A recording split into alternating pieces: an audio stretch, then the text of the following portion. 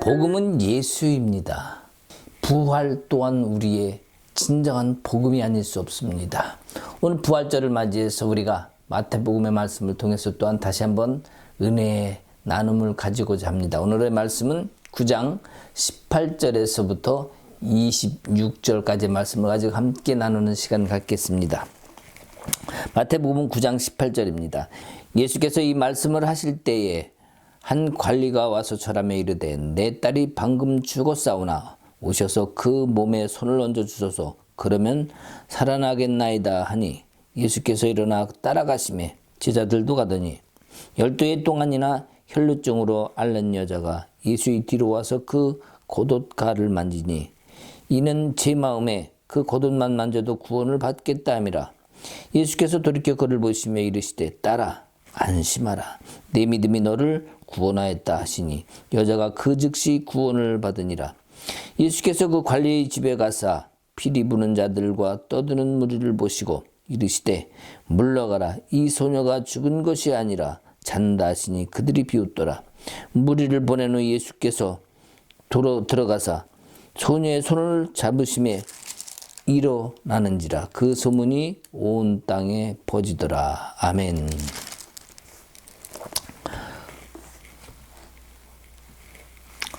앞에 중풍병자를 고쳤습니다. 그리고 사람들이 모두 놀랍니다. 와, 대단한 일이 일어났다. 그죠? 자, 근데 우리 중풍병자를 고치신 예수님, 또 다른 누구를 고치더라도 차별하지 않으시는 예수님임을 우리가 볼 수 있습니다.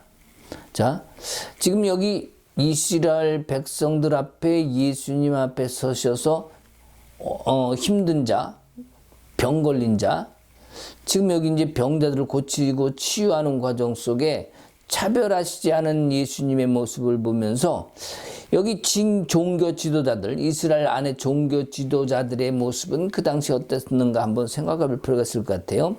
자, 이 종교 지도자들은 병든 사람들을 모두 정죄해 버렸습니다. 그래서 병든 자들, 힘든 자들, 그들이 정죄받았다는 그 대상을 받은 그들은 정작 예배의 자리에 오지 못했습니다. 주님께 드릴 그 예배의 자리에 오지 못했습니다. 세월이 간단한 그냥 짧은 기간이 아니라 수십 년 동안, 긴 세월 동안, 어쩌면 수백 년 동안 지금 이런 것을 계속 유지해 왔기 때문에 정말 정죄받은 자들은 하나님의 자녀로서의 권세를 누리지 못했다라고 지난 시간에도 얘기를 했습니다. 자, 그러면 결국 많은 이가 묶여 있었다는 얘기고 결국 많은 사람들이 어둠 속에 갇혀 있었다는 얘기인데, 자, 하나님이 원하시는 모습이 이런 묶여진 모습, 갇혀 있는 모습, 이걸 원하셨을까요? 예수님이 그 자리에 오셔서 내가 머리 둘 곳이 없다고 했는데, 자, 그 하나님이 원래 계셔야 될 자리, 앉으셔야 될 자리는 지금 누가 차지했다고 했습니까? 예, 이스라엘 지도자들, 종교 지도자들이 다 그 자리를 차지했다는 거예요. 그 상황 속에서의 그 차지한 것이 문제가 아니라 전부 다 죄인으로 만들어 버렸다는 거예요.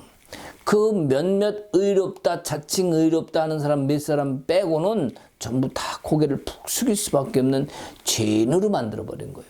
결국 그들의 정죄하고 종교 지도자들이 위에 상석에 앉음으로 인해서 결국은 그 백성들이 다 죄인이 되어버렸고 정죄받았고 묶임 속에 놓여 있었고 어둠 속에 갇혀버렸다. 이 얘기가 될 수밖에 없습니다. 자, 그렇다면은 결국 그들이 가진 것은 어둠밖에 없다면 그들이 원할 것이 뭐겠습니까? 빛이겠죠. 자, 오늘 예수님이 오셔서 지금 이 상황 속에서 많은 환자들을, 병자들을 고쳐주십니다. 자, 그 병자들을 고쳐주는 그 모습을 본 이스라엘 사람들의 생각은 어땠을까 하는 거예요. 자, 분명히 그들은 이전에 다른 사람들의 모습들과 다른 것을 봤을 거예요.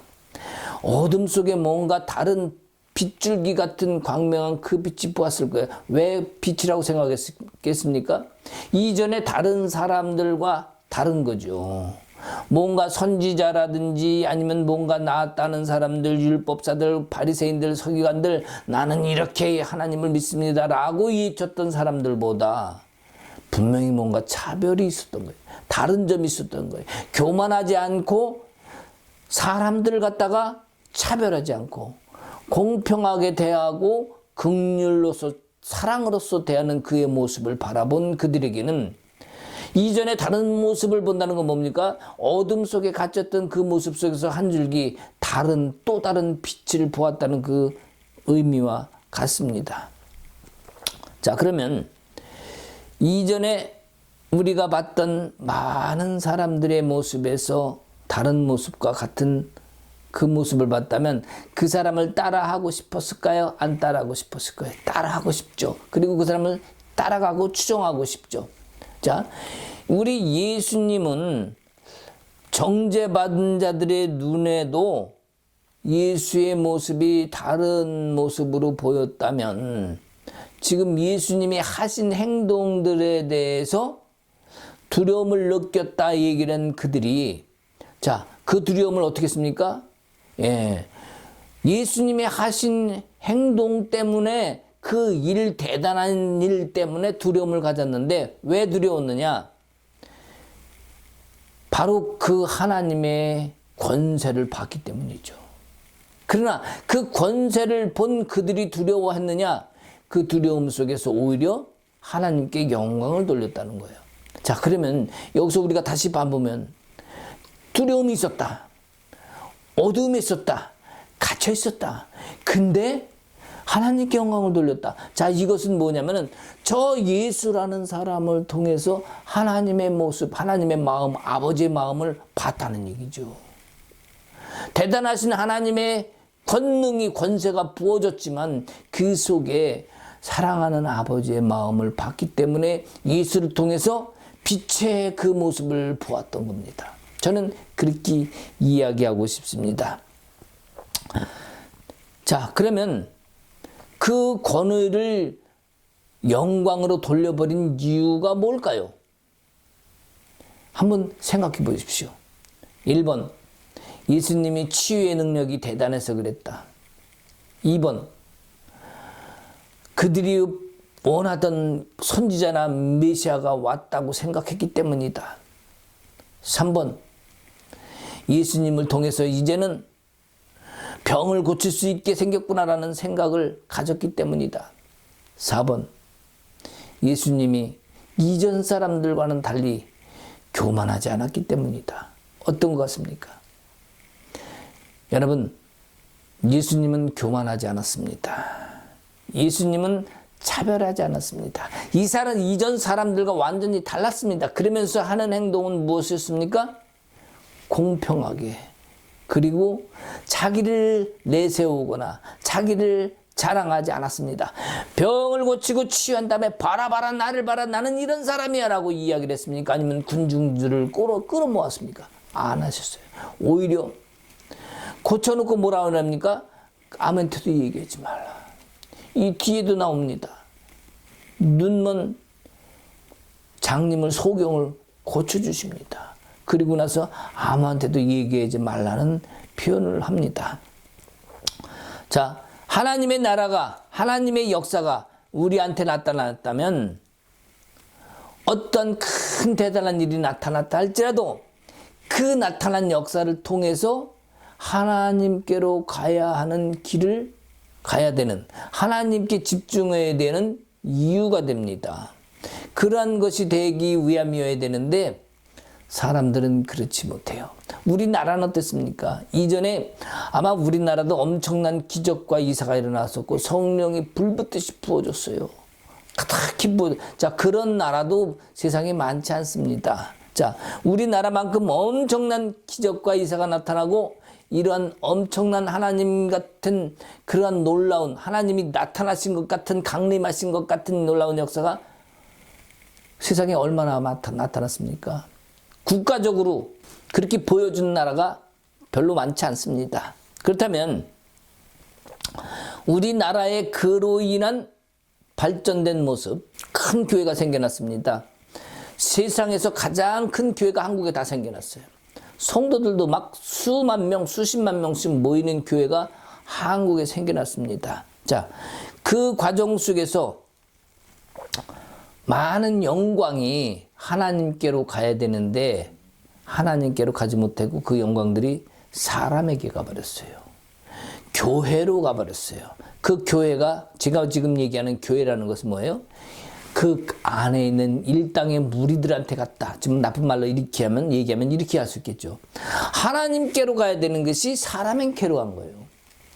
교회 안에 공간으로 간 거예요. 그러니까 교회라는 것은 넓은 의미에 하나님의 백성들이 있는 모든 공간이 교회가 돼야 되는데 어느 일정한 장소에 한 공간이 갇혀버리면 그것이 교회가 아니라 뭡니까?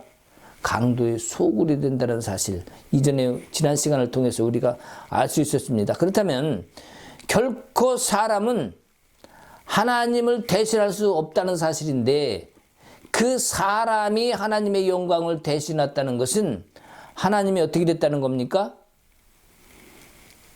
하나님이 상처받았다는 거죠. 하나님이 짓밟혔다는 거죠. 누구에 의해서? 사람에 의해서.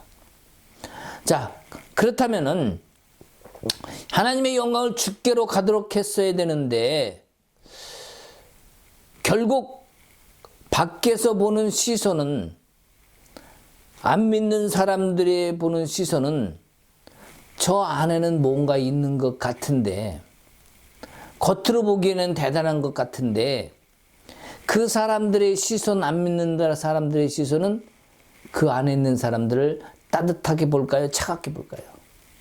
차갑게 바라봅니다. 차가운 시선으로 저 그릇을 바라보면서 오히려 그 교회 안에 들어가기를 두려워하고 오히려 거부감을 나타냅니다. 왜입니까? 하나님의 사랑과 긍휼이 세상 밖으로 드러나지 않았기 때문이에요.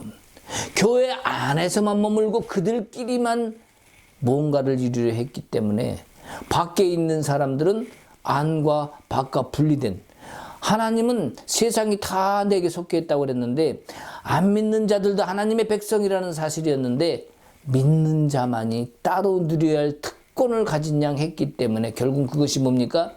하나님의 영광을 사람이 가져갔다 이렇게 얘기하는 이유입니다. 사람 중심의 교회는 그것은 교회라는 것의 정의가 아닙니다. 하나님이 중심이 되어야 교회고 그곳에 성령이 살아계셔야 됩니다. 성령이 살아계신다는 것은 입으로 고백해서 되는 것이 아니라 하나님의 그 모습, 주님의 모습, 그 성품과 온유함과 그 긍휼과 자비가 밖으로 흘러 나가야만 됩니다. 안에서 머물러 있어서는 전대 안 된다는 거죠. 자, 하나님이 창조하셨습니다. 우리를 구원하셨고 마지막 때까지도 마지막까지 그 자리, 영광의 자리까지도 우리를 서게 하시려고 하나님은 계획하셨고 또 예수 그리스도를 또 그랬기 때문에 보내셨습니다. 그렇다면은 자, 우리 주님 말고 예수 그리스도 말고 누가 구원을 주겠습니까? 세상에 구원을 줄 사람은 아무도 없습니다. 우리는 모두 다 그저 성도일 뿐이에요. 근데 모두 다 성도인 우리가 뭔가 이루고 뭔가 나타내고 신학교 가서 배우고 어떠한 직위를 받고 자, 목사가 됐어요. 전도사가 됐어요. 강도사가 됐어요. 뭔가 또 교회 안에서 장로가 됐어요. 권사가 됐어요. 직분을 받았어요. 선교장을 받았어요. 아니면 무슨 대단한 어떠한 단체장을 맡았다 하면은 마치 그것이 권위로 바뀌어서 사람들을 섬기고 사랑하기보다는 그 권위를 통해서 내 것으로 만들려는 우리의 욕심이 있었던 것이 사실입니다. 자, 예수님이 오늘 세리인 죄를 다 아시는데 그럼에도 불구하고 마태의 집에 들어갑니다. 그리고 그 집 안에서 같이 식사를 합니다. 자, 마태의 집에 들어간 것. 자, 왜 그곳에서 만찬을 드실까요? 왜 그곳에서 식사를 하실까요? 왜 거기 있는 죄인들과 함께 어울리실까요? 그것은 다른 게 아닙니다. 자, 우리가 생각해 봅시다. 누구의 집에 들어갔다. 자, 우리 집 아니면 여러분의 집에 예수님이 오셨다고 생각을 해봅시다. 자, 우리 가정의 머리는 누굽니까? 우리 가정의 대장은 누구십니까? 물론 신앙을 가진 사람은 당연히 하나님이죠 라고 얘기할 수 있어요. 그러나 과연 그렇게 했는가 우리는 다시 한번 바라볼 필요가 있습니다. 우리 가정의 대장이 머리가 혹시 남편이 아니었는지, 우리 가정의 최고가 자식이 아니었는지, 돈이 아니었는지, 뭔가 딴 것이 아니었는지 우리는 되돌아봐야 됩니다. 가정의 머리도 하나님이 되어야 됩니다. 교회에 가서도 교회의 머리가 하나님이 되어야 되고 하나님이 주체가 되어야 된다는 사실을 인정하고 그렇게 믿어야 됩니다. 근데 교회만 가면 목사님 섬기고 충성하는데 시간을 다 빼앗기는 사람들이 많아요. 목사님 말 한마디에 그 교회가 완전히 착착착착 순종 가운데 진리 가운데 좋아요. 문제는 뭐냐? 그러한 것들이 잘못된 복음의 방향으로 흘러갔는데도 불구하고 복종이고 순종하라는 그러한 말 때문에 잘못된 길을 가고 있음에도 불구하고 성도들이 다 함께 다른 길로 다 가고 있었단 말입니다. 이것을 갖다가 옳다고 여겨야 될까? 자, 우리 주님이 나를 자녀 삼았다면, 또 나를 보호하신다고 하셨다면, 우리 주님이 나를 평생 붙잡고 있어야 되는 이유가 있어야 됩니다. 나를 내려놓지 않고 나를 끝까지 붙들고 나를 인도해야 될 이유가 있어요. 자, 그 이유가 무엇일까요? 그것은 바로 주님을 나의 머리 삼을 때입니다. 주님을 내 안에 담고 그 진리를, 그 말씀을 따라갈 때에 주님이 나를 손을 콕 잡고 있을 이유가 되는 거예요. 자, 그렇다면은 우리가 교회의 지도자가 잘못해서 하나님의 영광을 미치지 못한다. 하나님의 영광을 저 지도자가 다 차지하고 가져갔다. 자, 그렇다면 우리는 어떻게 해야 됩니까? 자, 다른 목사를 바꿔버리자. 다른 사람이 오면 나을 거야. 자, 이렇게 할 겁니까? 다른 사람이 와도 똑같아요. 왜? 그 교회 안에는 그러한 생각을 가진 사람들이 있기 때문에 목사 또한 그런 길을 간 겁니다. 또 목사가 잘못된 방향으로 성도들을 끌고 갔기 때문에 그런 이유도 있습니다. 자, 그렇다면은 우리는 하나님 앞에 무릎 꿇고 기도해야 됩니다. 그리고 하나님이 살아계신 하나님이시라면 이 주인이 되시고 여기에 머리가 되어달라고 우리는 간구해야 됩니다. 간구는 그런 걸 하는 거예요. 누군가 잘못되었을 때 그것을 그냥 순종이라고 따라가는 것이 아니라 무릎 꿇고 모든 교인들이 기도해 보십시오. 모든 기도한 그 교인들의 모습에 그 소리에 하나님이 들으시고 지도자가 잘못했다면 지도자가 다른 길 방향을 바꾸도록 만들어 놓으신 분이 하나님이 되실 겁니다.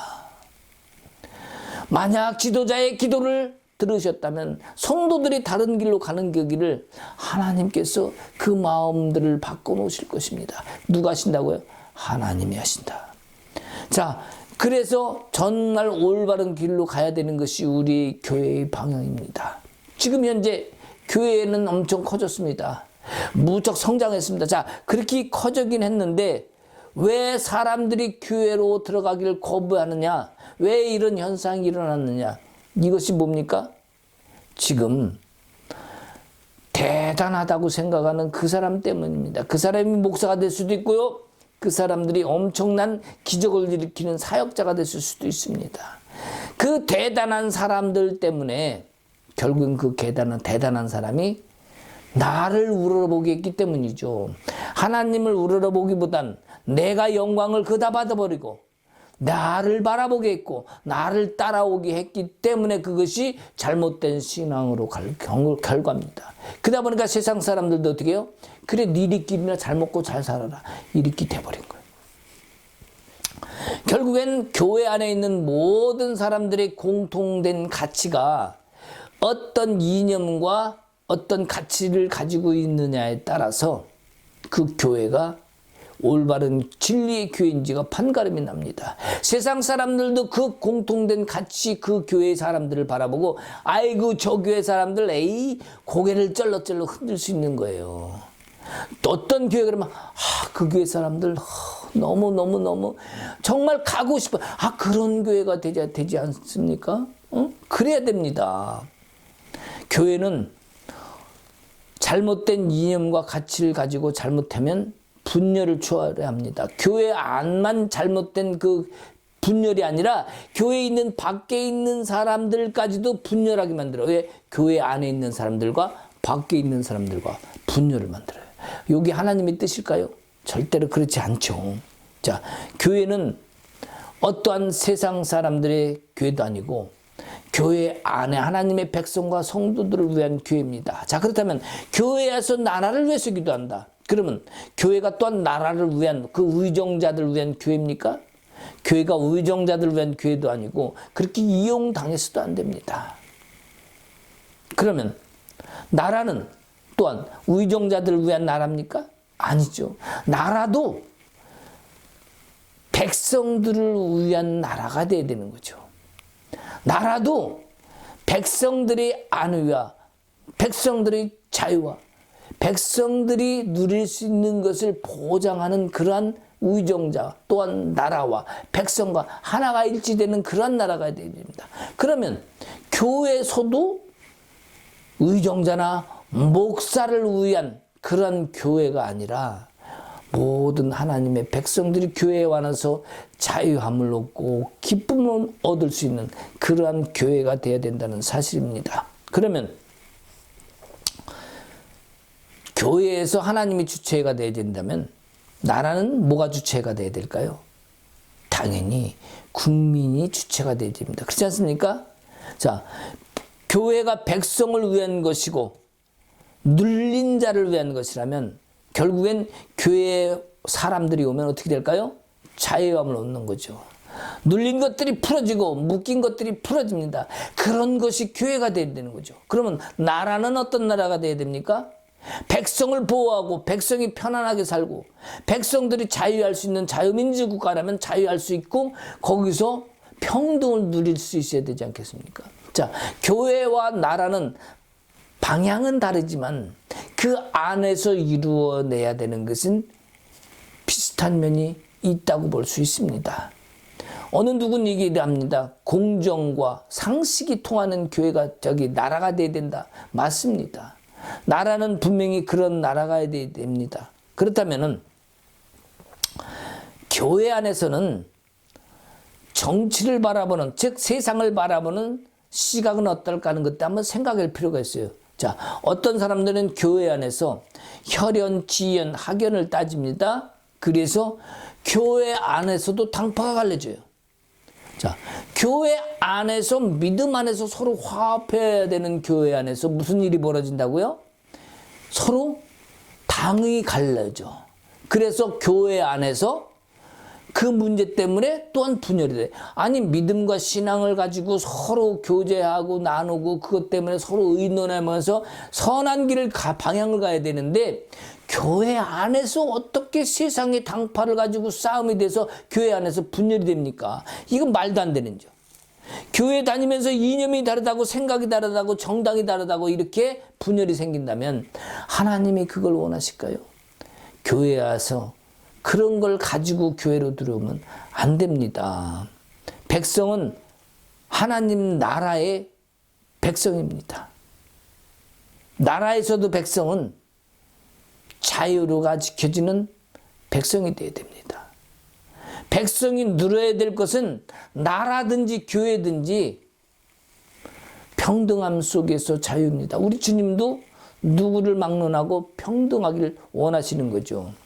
진리는 바뀌지 않죠. 자, 세상의 진리는 상황이라든지 시대에 따라서 바뀝니다.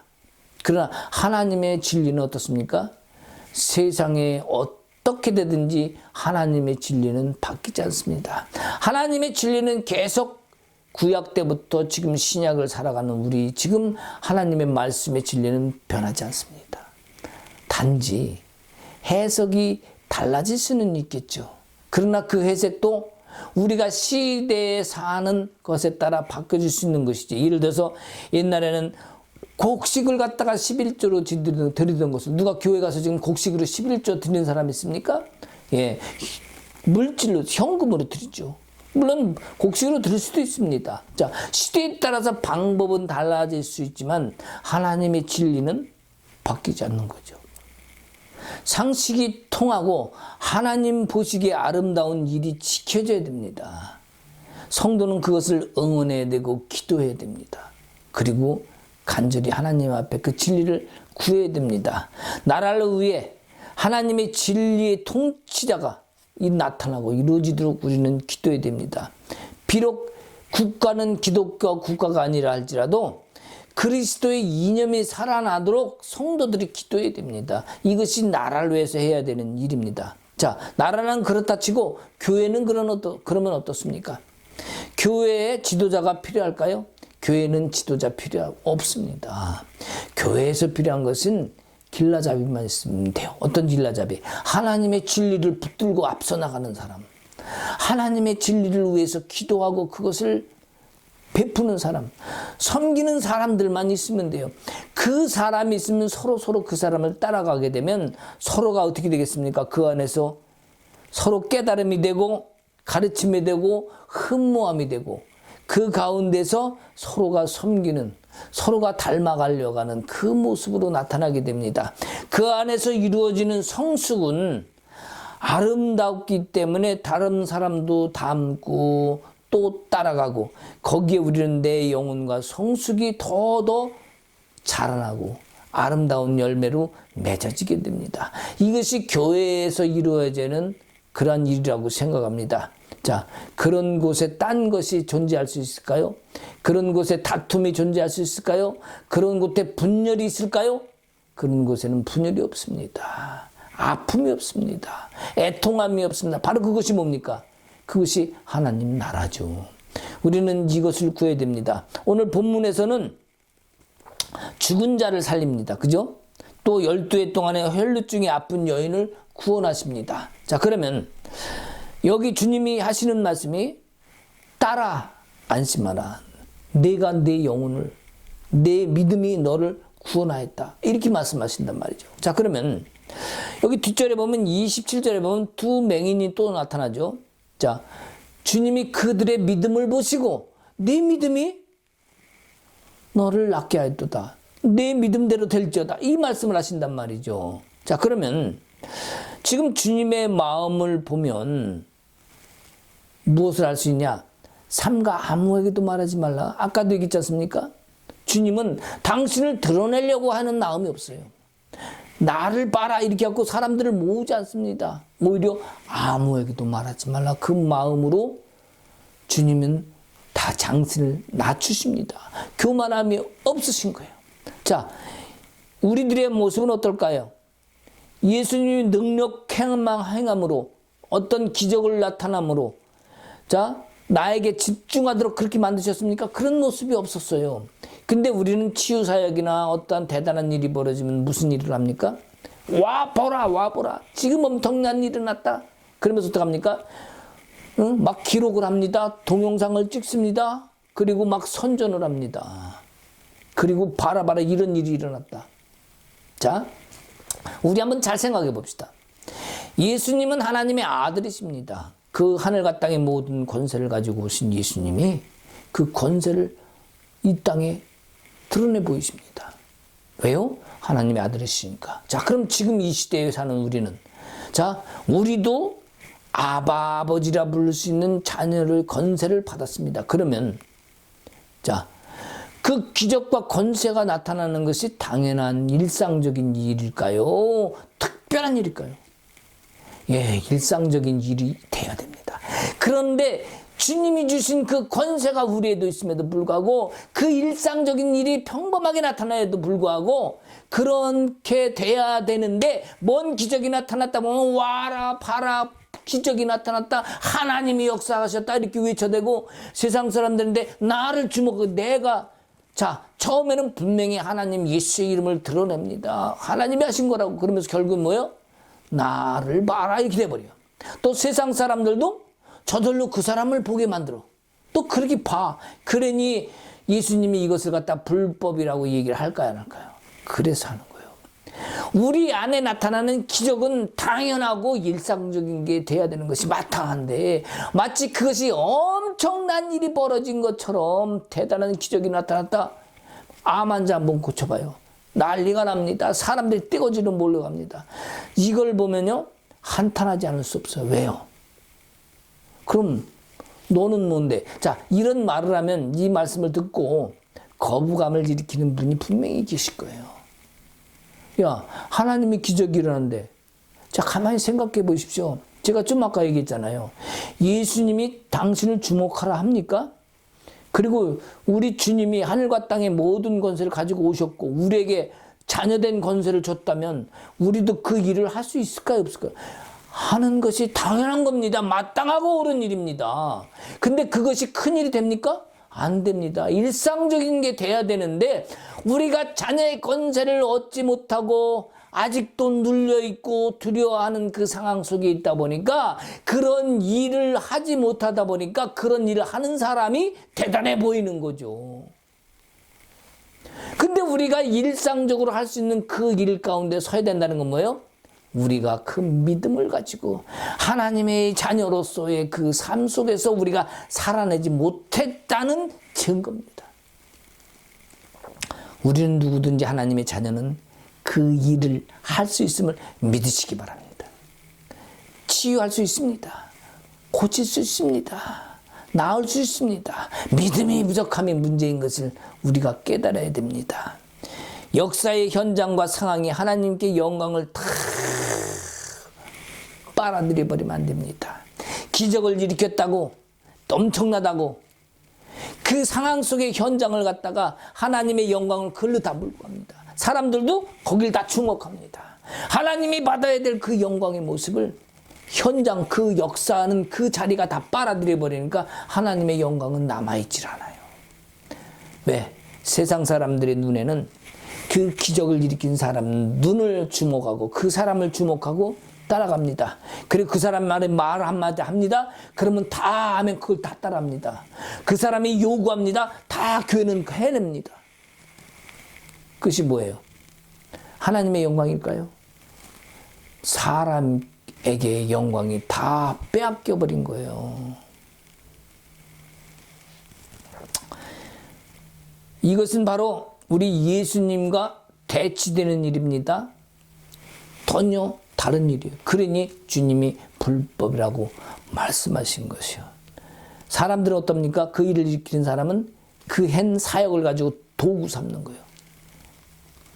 우리는 말합니다. 주님의 확장됨을 드러내셨습니다. 그리고 더 많은 사람들에게 알려야 됩니다. 하나님이 기적이 나타났습니다. 그렇게 안 해도 된다니까요. 일상적이지 않기 때문에 그렇게 한다니까요. 하나님은 기적을 통해서 하나님만 증거하실까요? 늘 얘기했죠. 이스라엘 백성들한테 홍해바다를 가른 기적을 일으켰는데도 나와서 금방 욕하고 그랬다니까. 기적 갖고 안 된다니까요. 기적이 없어도 나타내고 드러난 게 없어도 주님을 믿는 그 순전한 믿음이 주님을 기쁘게 하신다는 사실입니다. 어디 성경에 주님이 나를 바라봐라 나에게 주목하는 그런 부분이 어디 있었습니까? 없습니다.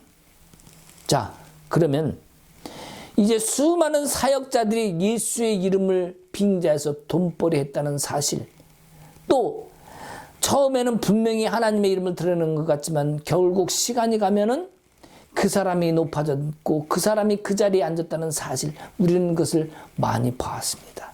이제는 변혁의 때가 됐습니다. 바뀌어야 될 시대입니다. 새롭게 이렇게 바뀌어야 됩니다. 지금의 문제는 이전의 패러다임으로 또 계속되면 안 된다는 얘기예요. 이전에 했던 그 모습 그대로 그런 신앙으로 가면 안 된다는 얘기입니다. 교회 성장 부흥 발전 이런 쪽으로 가도 안 됩니다. 세상은 교회를 바라보면서 나도 저기에 가보고 싶어. 나도 저기 들어가고 싶어. 저기 들어갔다 나온 사람들은 기쁨으로 얼굴이 밝은 얼굴, 정말로 어둠 속에 있는 모습이 아니라 빛이 밝게 빛나는 아름다운 그 화창한 얼굴의 모습, 밝은 모습을 나도 하고 싶어. 저기 안에는 뭐 하고 있을까? 저기는 무슨 일이 있기 때문에 그럴까? 나도 저 안에 한번 들어가 보고 싶다 라는 마음을 밖에 있는 사람들이 교회를 바라보며 그렇게 볼 수 있는 상황이 돼야 됩니다. 우리 교인들은, 우리 성도들은 그렇게 만들어 놔야 될 책임이 있어요. 왜? 지금은 바뀌었잖아. 지금은 저기를 손가락질하고 있잖아. 누구 책임이에요? 우리 책임이지. 교회가 새롭게 되고 교회가 자랄 수 있는 것은 그 안에 더 많은 예수의 씨앗을 심는 작업이 되겠습니다. 다른 영혼들이 와서도 예수를 담고 또 가도록 해야 됩니다. 이것이 예수의 씨앗이 뿌려질 수 있는 엄청나게 큰 일이 됩니다. 기적을 일으키는 엄청난 대단한 사람이 나타나는 일이 아니라 작은 자여도 보잘것 없어도 내 안에 주님의 사랑을 품고 그것을 나타낼 수 있는 사람.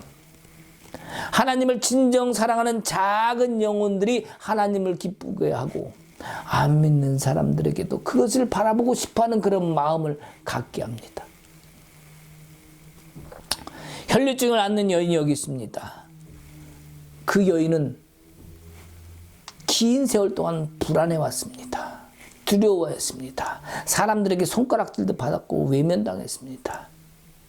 그 여인에게 주님이 왜 안심하라고 했을까요? 병 때문에? 아니요. 그 병보다 더 깊은 곳에 자리 잡고 있는 두려움이 있죠. 뭡니까? 정죄받았다는 사실이에요. 나는 죄인이 됐다는 사실. 세상으로부터 버림받았다는 그것 때문에, 그 두려움 때문에 예수님이 안심하라, 따라 이렇게 얘기하는 겁니다. 내 믿음이 너를 구원하였다. 그러면 왜 그러실까? 말했던 것 같이 종교 지도자들이 그들을 죄인으로 정죄해버렸기 때문에 내가 내 옷깃을 잡으면 낫겠다는 그 믿음, 그것이 너를 구원하였다. 자, 이 여인의 지금 구원은 뭘까요? 혈류증으로 낫는 것 질병일 수도 있습니다. 그러나 더 깊은 게 뭐라 그랬습니까? 그 속에 자리 잡고 있는 죄인이라는, 나는 버림받았다는 그 두려움입니다. 그것을 주님은 구원하신 거예요. 이제 그렇게 안 해도 돼 라는, 내가 너를 구원하였다. 뭡니까? 구원을 받았다는 것은 거기서부터 해방됐다는 거죠. 자, 죄인인 사람은 결국 자신이 자신을 괴롭힙니다. 우리는 죄를 지면은 다른 사람들의 손가락이 이전에 자신이 먼저 자신을 괴롭힌다는 사실을 알아야 돼요. 가장 괴로움을 당하는 것이 자신이라는 것을 알아야 됩니다. 그래서 주님은 그들에게 자유를 주시기를 원하셨고 구원을 허락하기를 원하신 거예요. 그래서 안심하라 말씀하셨고 그 두려움이 안심하지 못하게 했기 때문에 결국 그 여인에게 필요한 것은 두려움을 해소하는 일이었다.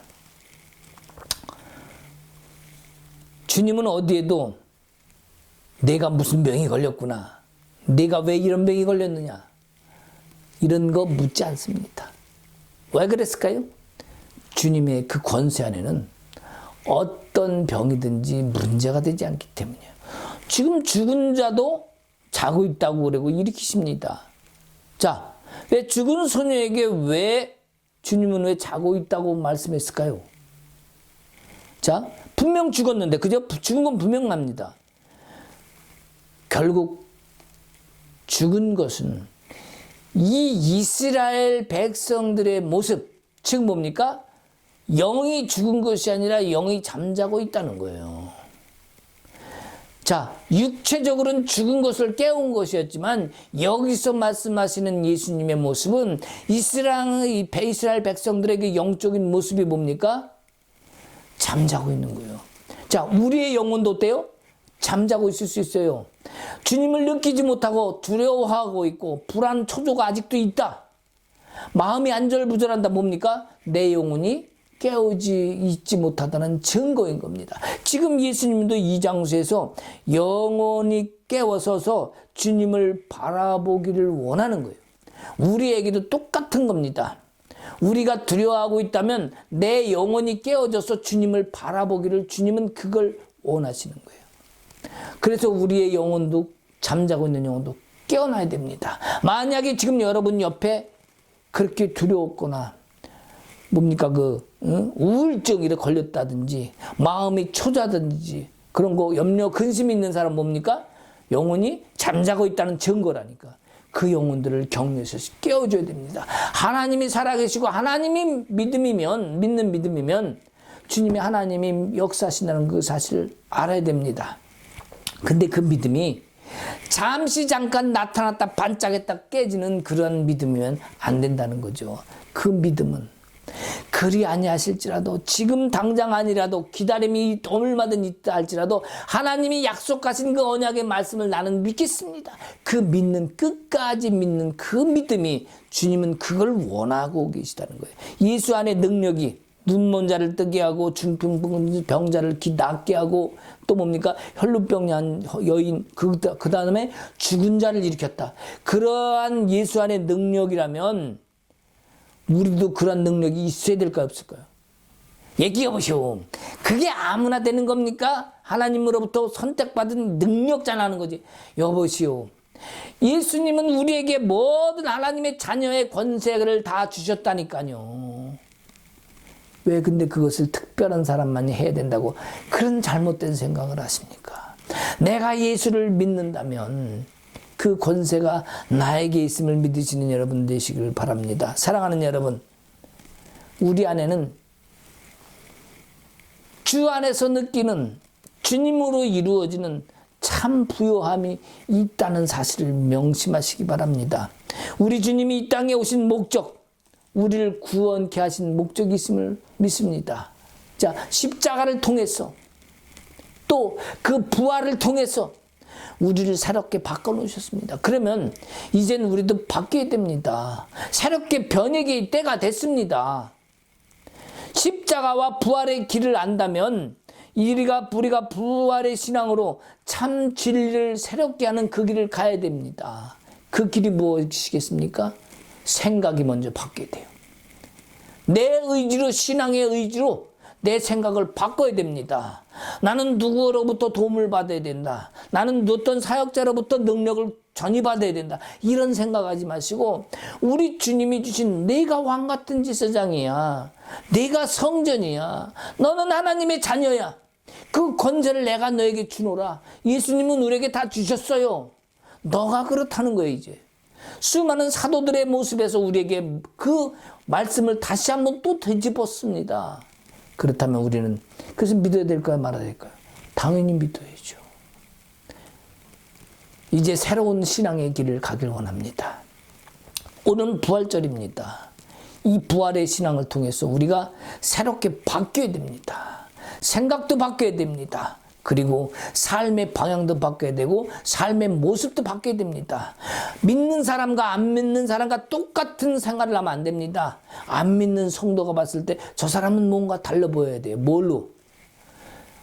하나님의 진정한 참뜻과 참 진리와 참 사랑과 그 하나님이 원하는 그 나라를 바라보는 사람, 성도의 사람이 되어줘야 됩니다. 먼저 가는 길라잡이의 모습이 되어줘야 됩니다. 이것이 주님이 우리를 향해서 부활을 통해서 드러내 주신 일이고 우리가 영원한 그 자리에 갈 때까지 주님은 계속해서 우리의 영혼이 성숙되기를 원하신다는 사실. 이제 새로운 개혁의 길, 변화의 길을 가는 여러분 되시길 주님의 이름으로 축복합니다. 기도하십시다. 주님, 우리는 이제 주님을 바라봅니다. 새로운 시대, 새로운 변화의 길에 서 있는 우리가 되게 하옵소서. 세상의 눈치 보지 아니하고 믿는 자로서 세상 사람들에게 손가락 받는 자가 아니라 이제는 존경과 정말 하나님의 자녀로서의 정말 존귀함으로 받을 수 있는 우리 성도들이 되게 하옵소서. 오늘 부활절을 통해서 이 부활을 통해서 주님이 살아계신 산 증거, 또 우리도 그렇게 될 수 있다는 증거를 믿고 영원한 하나님 나라 갈 때까지 이 세상이 목적이 아닌 하나님의 나라를 목적으로 삼는 두는 우리가 되게 하옵소서. 이제는 우리 주 예수 그리스도의 은혜와 하나님 아버지의 크신 사랑과 성령님의 감화 감동 교통하심과 역사하심이 오늘 부활의 신앙을 가지고 새롭게 새로운 신앙의 길을 가겠다고 다짐하는 모든 성도들을 위해 이제로부터 영원토록 함께 있을지어다. 아멘.